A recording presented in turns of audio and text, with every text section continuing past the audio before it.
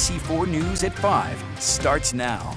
Schools across the state struggling to stay staffed, and now a new group of Utahns answering the call for help. Good evening, I'm Glenn Mills. And I'm Emily Flores. We thank you for joining us here this evening. Utah Governor Spencer Cox putting his newest executive order into action himself today. He and First Lady Abby Cox taking to the classroom as substitute teachers. The governor issued the executive order last week, allowing state employees to take paid time off to fill in at the schools. And today they're putting their skills to the test, filling in for some of the schools hit hard with COVID sick calls. And they are not the only two stepping up to the plate. Nearly 300 state employees are now offering a hand. With the ongoing staffing shortages, some school districts say they'll take all the help they can get. ABC4's Jordan Burroughs live in Salt Lake City tonight. And Jordan, you spoke with school districts and a state employee ready to fill in. So what are you hearing? Yeah. Glenn, the school districts tell me they desperately need the help. Many of these school districts on average have 500 to 1,000 teachers calling in sick per week. However, now there are 292 state employees at this moment that are ready to step up and hopefully fill this need that they're calling is a substitute teacher shortage.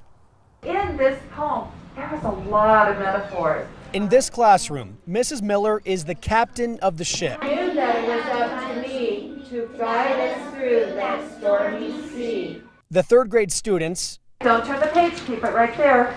at Woodrow Wilson Elementary depend on her for guidance. It's going to tell a story.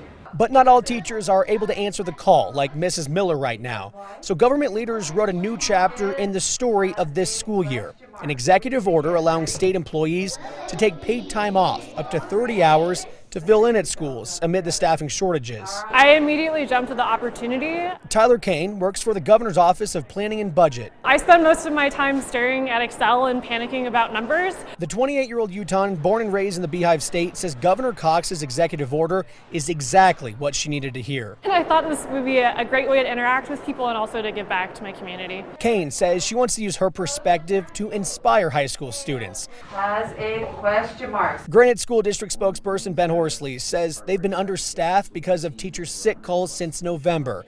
He says he'd like the substitutes to fill in for more than a day. If it's just for a day, it's a little less stressful or impactful on a student's education, but it's certainly something that we're very concerned about. That's what Kane says she wants. She wants to help as much as possible. I think just trying to enrich people's lives, that's all you can do while you're a human on this planet.